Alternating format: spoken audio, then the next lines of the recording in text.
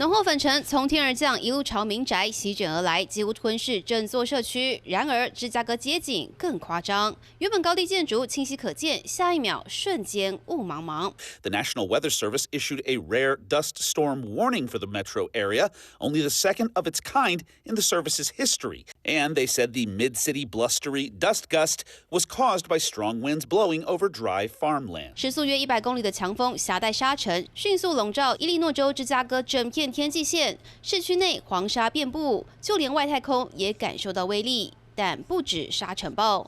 A fog tsunami rolled across the shores of Lake Michigan this week. 密西根湖更出现了难得一见的浓雾海啸。Dense fog, called a marine layer, often forms across the Great Lakes in the late spring. 只见上方云层不停向前移动，底下的云雾就像掀起滚滚海浪。专家指出，临近雷暴带来的冷空气，使得大湖区的浓雾向外推进，壮观又怪异的自然奇观，令人啧啧称奇。三立新闻黄泉报道。